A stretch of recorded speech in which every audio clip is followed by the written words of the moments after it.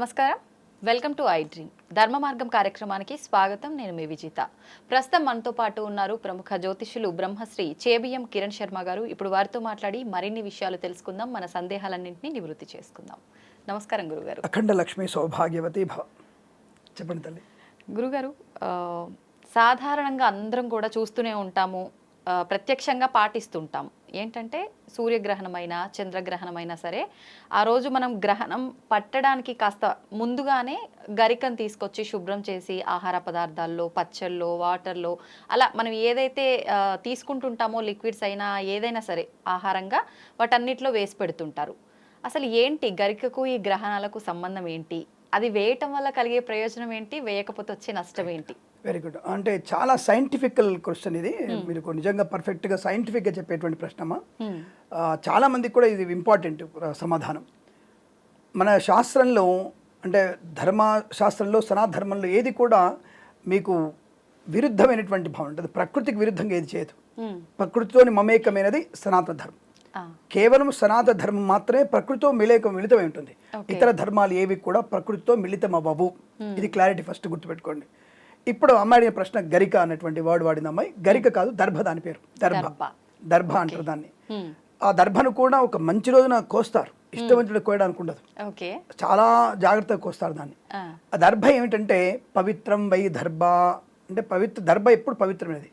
అగ్నిహోత్రము అంటే చాలా మంచి నిష్ఠాగటువంటి సంధ్యావందనం చేసుకునేటువంటి బ్రాహ్మణుడు. ఎందుకంటే ఆ మాట ఎందుకంటే ఇవాళ రేపు బ్రాహ్మణుడు ఎవడు కూడా సంధ్యావందనాన్ని కూడా చేయట్లేడు. అలాగని చెప్పేసి మంచి బ్రాహ్మణుడు ఎవడూ లేడు.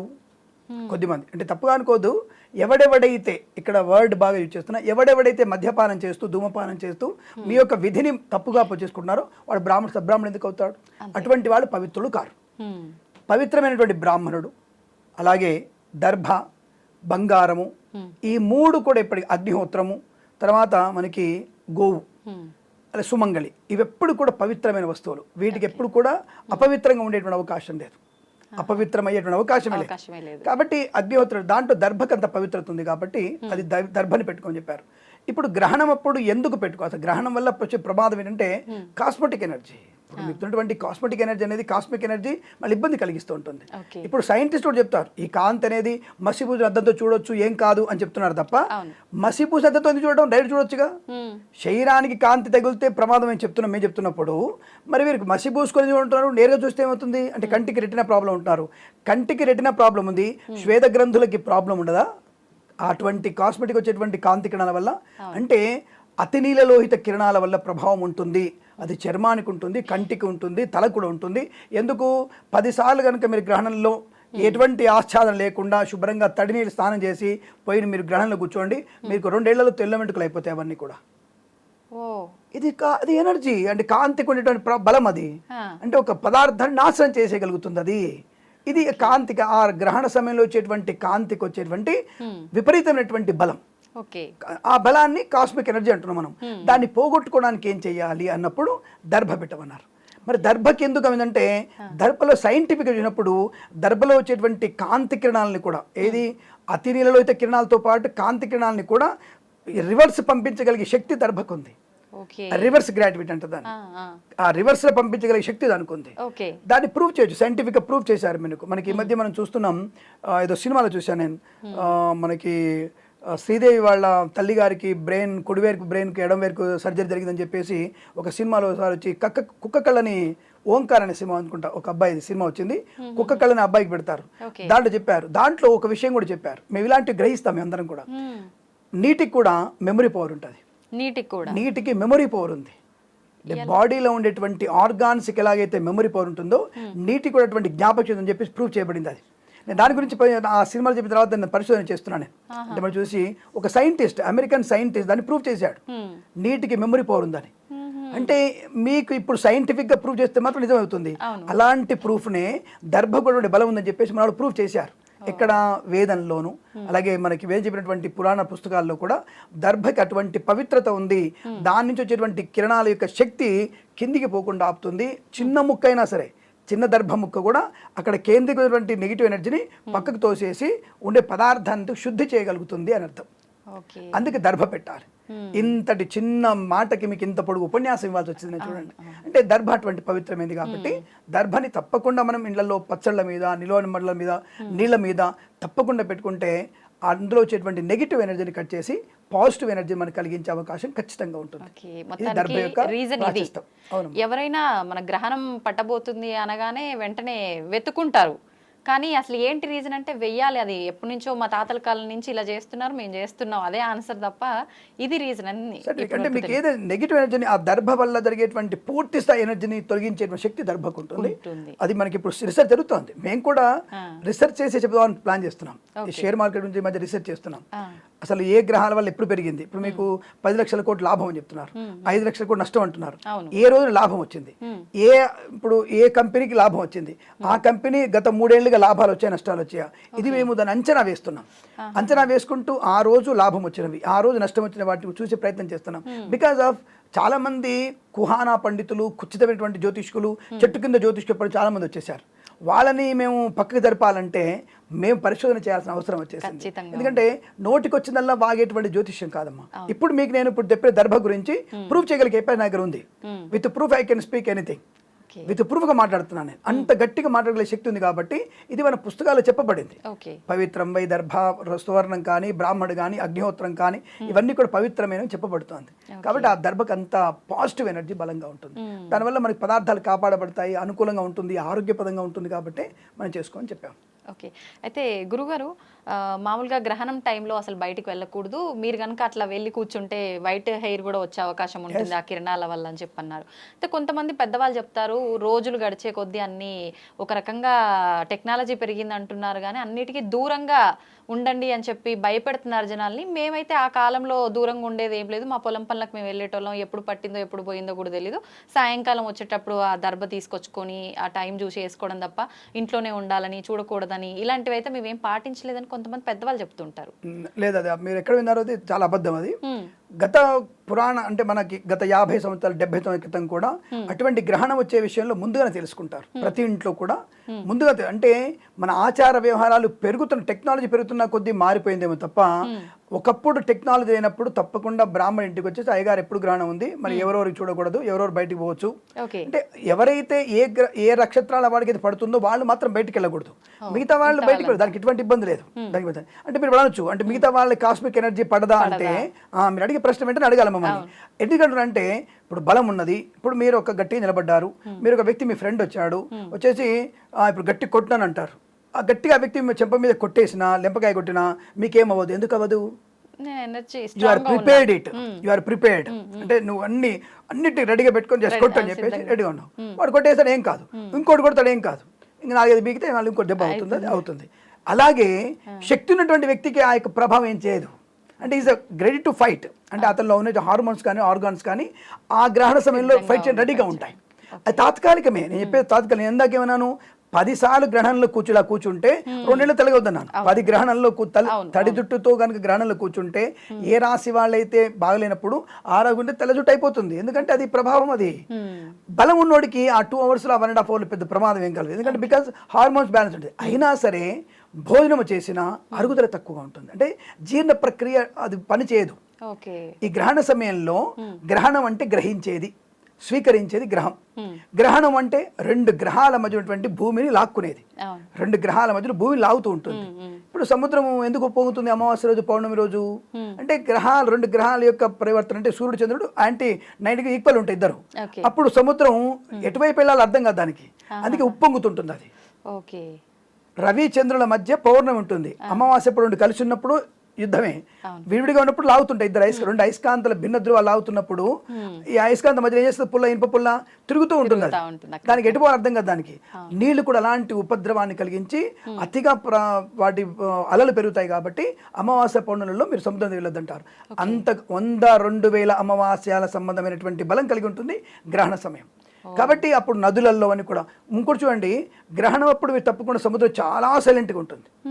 ఎంత సైలెంట్ అంటే నిశ్శబ్దం ఉంటుంది, అసలు చిన్న అల కూడా రాదు. గ్రహణం విడిపోతున్న సమయంలో మీకు చాలా ఉవ్వెత్తున అలలు వస్తాయి. మీకు మీరు ఇప్పుడు చెప్తారు కదా, మీరు ప్రత్యక్ష చూసుకోవచ్చు, విశాఖపట్నం దగ్గర చూసుకోవచ్చు మీరు, లేదా మచిలీపట్నం దగ్గర చూసుకోవచ్చు మీరు, ఎక్కడైనా సముద్రం ఉన్నవాడు చూసుకునే అవకాశం చూసుకోండి మీరు. గ్రహణ సమయంలో మీకు ఎటువంటి ఇబ్బంది ఉండదు.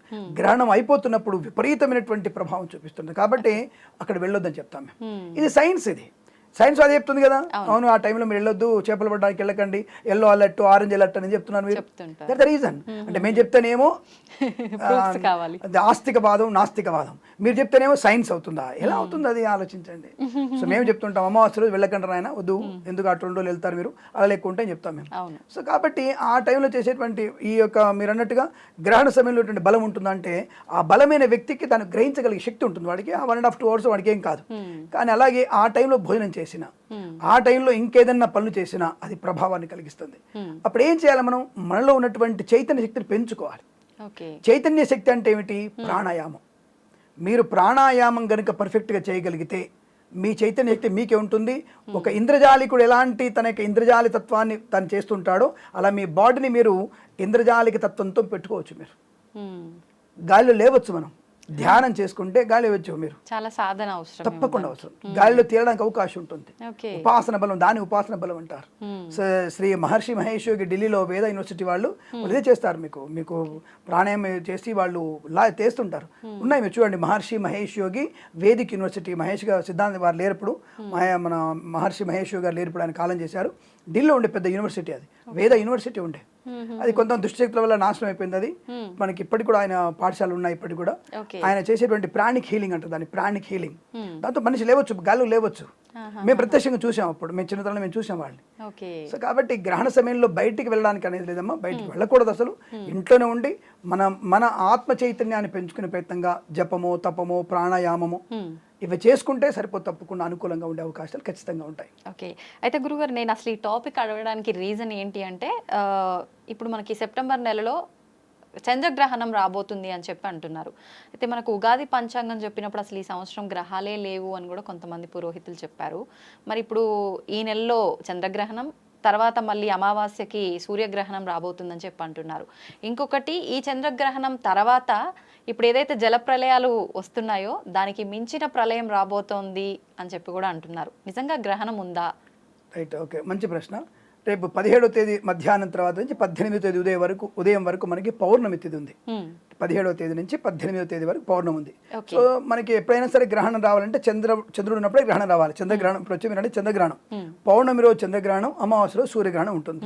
చంద్రగ్రహణం రాత్రిపూటే పడుతుంది, పగలు కూడా పడే అవకాశం లేదు. రెండవది, ఇప్పుడు మీరు అన్నట్టుగా ఇది దాదాపుగా north America, south America, Finland, Argentina, Chile, తర్వాత మనకి నైజీరియా, ఫ్రాన్సాస్కో, తర్వాత మనకి న్యూజెర్సీ లాంటి చోట, న్యూయార్క్ చోట, తర్వాత రష్యా మాస్కోలో, ఇటువంటి ఉక్రెయిన్లో, ఇటువంటి చోట మాత్రం మీకు గ్రహణం యొక్క ప్రభావం ఉంది.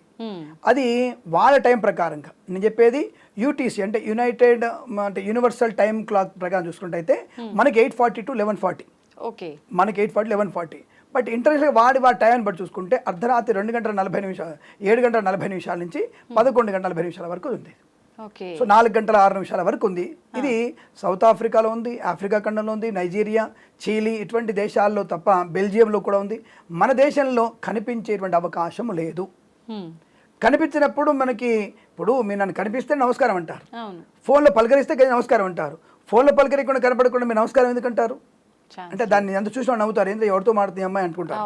కాబట్టి మనకి గ్రహణం కనపడినప్పుడే దాని ప్రభావం మన మీద ఉంటుంది. కనుక మీరు ఎట్టి పరిస్థితుల్లో ఈ గ్రహణం గురించి 18తో తెల్లవారుజామున వస్తుంది, 17తో రాత్రి వస్తుంది. ఈ గ్రహణం ప్రభావం చాలా ఎక్కువగా ఉంటుంది.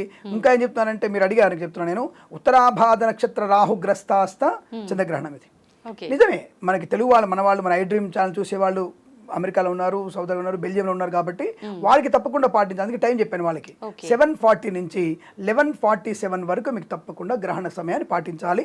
అది కుదండి. యూటీసీ ప్రకారంగా మనకి లేదు కాబట్టి మనం ఇండియన్స్ అంటే భారతీయులు ఎప్పుడు కూడా మీరు పాటించవలసిన అవసరం లేదు. కాశ్మీర్ నుంచి కన్యాకుమారి వరకు మన గ్రహణం యొక్క ప్రభావం లేదు. పాటించవలసిన అవసరం అంతకన్నా లేదు. కాబట్టి దాని గురించి మీరు బెంగపడక్కర్లేదు. గర్భిణీ స్త్రీలు జాగ్రత్తగా ఉండాల్సిన అవసరం లేదు. మీ పనులు మీరు చేసుకోవచ్చు. మీరు హాయిగా మీ యొక్క కార్యక్రమాలను పూర్తి చేసుకొని ఆనందంగా ఉండవచ్చు. దానికి ఎటువంటి ఇబ్బంది లేదు. రెండవది, వచ్చే అమావాస్య గ్రహణం ఉందా? ఇప్పుడు ఈ గ్రహణం లేదు అక్కడ మీరు ఇందాక ఒక మాట అన్నారు, ఉగాది పంచాంగ శ్రవణంలో ఏ గ్రహణాలు లేవని చెప్పాము మేము. లేనప్పుడు మళ్ళీ ఇప్పుడు కొత్తగా ఎందుకు ఉందని చెప్తాం మేము. కాబట్టి అలా చెప్పినప్పుడు అతిశయోక్తి అంటారు దాన్ని. సో మమ్మల్ని చూసి నన్ను నేను చూసి నవ్వుకోవాలనిపిస్తుంది. కాబట్టి గ్రహణం, సూర్యగ్రహణం లేదు, మన చంద్రగ్రహణం లేదు, 2 గ్రహణాలు ఎక్కడ కూడా మనకు లేవు. మీరు ప్రాబ్లం పడాల్సిన అవసరం లేదు. ఇక ఇంకోటి అమ్మాయి అడిగిన ప్రశ్నకి సమాధానం, ఒక ప్రళయం లాంటిది వచ్చే అవకాశం ఉందా, యుగాంతం అయిపోతుందా అనేటువంటి వ్యక్తులకి సమాధానం, గ్రహణాలు మనకి ఒక సంవత్సరంలో 3 గ్రహాలు కూడా వచ్చాయి మనకి. 1986-88 మధ్యలో ఒకే సంవత్సరం 3 గ్రహాలు కూడా వచ్చాయి మనకి ఒక్కొక్కసారి. అటువంటిప్పుడే మనకేం ప్రమాదం జరగలేదు. లేని గ్రహణం గురించి మనకు ప్రమాదం ఎక్కడ జరుగుతుందో ఆలోచించండి. గ్రహణం ఉన్నప్పుడు ప్రభావం ఉంటున్న విషయం వాస్తవం. కొంతమంది వచ్చేసి కరోనా టైంలో 2 గ్రహణాలు వచ్చాయి. ఆ 2 గ్రహణాలకి అంత భీభత్సం ఏం కాలేదే, కాలసర్ప దోషంతో కూడిన గ్రహణాలు వచ్చిన వల్ల అది మీకు చెప్పబడింది. అదే చెప్తాను మీకు, చాలామంది చెప్తాను నేను, మీరు పంచాంగకర్తలు ఎవరు చెప్పలేదు మాకు ఇలాంటివి చెప్తారు. నేను మళ్ళీ చెప్తున్నాను, బిజుమళ్ళ మాధవ శర్మ సిద్ధాంతి గారు, అలాగే మనకి భార్గవ సిద్ధాంతి గారు, తర్వాత వచ్చేసి మనకి అన్నయ్య గారి పేరు, మనకి మన వారి పేరు క్షమించండి మర్చిపోయాను నేను, గార్గే గారు, ఈ 3 వ్యక్తుల పంచాంగంలో స్పష్టంగా రాయబడింది. ఎప్పుడు ఇది మీకు 2019 మన కరోనా వచ్చింది కదా, 2018 డిసెంబర్లో మన పంచాంగం రిలీజ్ అవుతుంది. 2019లో మనకి కరోనా వచ్చింది అనుకుంటాను. అంతకుముందు మీకు నేను ఆంధ్రభూమి పంచాంగంలో స్పష్టంగా బిజుమళ్ళ మాధవ శర్మ సిద్ధాంతి గారు స్పష్టంగా కింద విత్ ఇంక్లూడింగ్ నేమ్ ఒక రకమైనటువంటి క్రిమికీటంతో ప్రపంచ నాశనం జరిగే అవకాశం ఉంది అని స్పష్టంగా మెన్షన్ చేశారు దాన్ని. మరి మీరు ఎందుకు మాది తీసుకోలేదు? మరి 3 చెప్పారు కదా, ఎందుకు తీసుకోలేదు? ఇప్పుడు నేను ప్రూవ్ చేయగలుగుతాను. ఇప్పుడు నా దగ్గర పుస్తకం ఇప్పటికి ఉంది, నేను ప్రూవ్ చేయగలుగుతా. మరి ఎవరు అడగరు నన్ను, నేను ప్రూవ్ చేయగలుగుతా. ఒక సిద్ధాంతం చెప్తే ఎవరు చెప్తే నీకేంటి చెప్పబడింది. 2 అంతకంటే మించిపోయింది. ఇప్పుడు నా గురించి నేను గొప్పగా చెప్పుకుంటాను మీకు. నేను మొన్న జరిగినటువంటి వర్షాలు 31 మనకి 31, 1, 2, 3 వర్షాల తేదీలో మీకు జూలై 27వ తేదీ వరకు, ఆగస్టు 27వ తేదీ వరకు ఏ ఒక్కళ్ళైనా సరే వాతావరణ శాఖ వాళ్ళు మీకు ప్రమాదం వర్షం ఉందని చెప్పారా? ఛాలెంజ్, ఇప్పుడు నేను ఓపెన్ ఛాలెంజ్ మీకు చేస్తున్నాను. నేను గొప్పడని చెప్పట్లా, నేను జాతకంలో నేను అన్ని చెప్పేస్తాను. ప్రధానమంత్రి మోడీ అవుతాడా, తర్వాత ఇంకోటి అవుతాడా, బోడీ అవుతాడా, నాకు సంబంధం లేదు, అనవసరం నాకు. రాహుల్ గాంధీ, బీగుల్ గాంధీ, నాకు సంబంధం లేదు నాకు. ఇక్కడ ఉన్నటువంటి కొన్ని విషయాల్లో మనం స్పష్టంగా మేము చెప్పిన విషయాలు కొన్ని మేము చెప్పుకోవాలిగా మేము కూడా. ఇప్పుడు వర్షం పడుతుంది మీకు ఎవరైనా వాతావరణం చెప్పారా? నేను తప్పకుండా నా ఛానల్ ద్వారా చెప్పబడింది, నేను చూశాను, నేను చెప్పాను ఆ విషయాలు. బాబు నాయకులు జాగ్రత్త, నేను సివిఆర్ టీవీలో చెప్పాను, నేను మన ఛానల్లో చెప్పాను, నేను మీకు వర్షం పడే అవకాశం ఉంది జాగ్రత్త అని చెప్పినా మేము చెప్పాము. మరి మమ్మల్ని ఏం తీసుకోలే మీరు? రెండవది, ఇప్పుడు మళ్ళీ ఇంకోటి చెప్తాను మీకు, వాతావరణ శాఖ తప్పుపట్టట్లేదు, వాళ్ళు సైంటిస్టులు మంచి వాళ్ళు కూడా. బట్ వాతావరణ శాఖ వాళ్ళు మొన్న 3వ తారీఖు సెప్టెంబర్ 3వ తారీఖు, I repeat the date, September 3rd, 2024 రోజున 8, 9, 11 తేదీలో కూడా భారీ వర్షాలు ఉండే అవకాశం ఉంది, తుఫాను కేంద్రీకృతమని అన్నారు. ఇవాళ తారీఖు ఎంతమ్మా? 13వ తేదీ. మనం 13 సెప్టెంబర్ మేము ఈ యొక్క ప్రోగ్రామ్ చేస్తున్నాం. మరి వర్షం ఏమైనా కనబడిందా మీకు? ఇప్పుడు ఆంధ్రాలో వర్షం పడిందా? తెలంగాణలో వర్షం పడిందా? పోనీ బీహార్లో పడిందా? ఒరిస్సాలో పడిందా? మంచి ఎండలు ఉన్నాయి. మరి ఇప్పుడు నేను మరి మమ్మల్ని నమ్మమంటానా, ఇంకొకరిని నమ్మొద్దని చెప్తానా? అది మీకు వదిలేస్తున్నాను, నేను ప్రేక్షకులకి వదిలేస్తున్నాను. నేను నా శాస్త్రాన్ని తప్పనేటువంటి స్థాయి నీకున్నప్పుడు నువ్వు చెప్పింది తప్పని ప్రూవ్ చేస్తున్నాను ఇక్కడ నేను. కానీ నేను సైన్స్ని వ్యతిరేకంగా మాట్లాడట్లా, సైన్స్ని గౌరవిస్తాను నేను. బట్ నా శాస్త్రాన్ని తక్కువ చేసి మాట్లాడితే నువ్వు నా శాస్త్రం వెనుక ఉన్నావు అంట. నేను నా శాస్త్రానికి వెనుక ఉన్నావు నువ్వు. ఎందుకంటే సూర్యుని కాంతిని ఇప్పుడు చెప్తున్నావు. సూర్యుని కాంతి గురించి నా సనాధర్మం 1000 ఏళ్ల క్రితం చెప్పింది. నా హనుమాన్ చాలీసలో చెప్పింది, నాకు సూర్యుడికి మనకు దూరం ఎంత హనుమాన్ చాలీస చెప్పింది. బట్ హనుమాన్ చాలీస పుట్టినప్పుడు రాసినప్పుడు నువ్వు లేవు, నీ నాసా లేదు, నీకు ఇండియాలో ఉన్నటువంటి ఏది కూడా వాతావరణ శాఖ లేదు.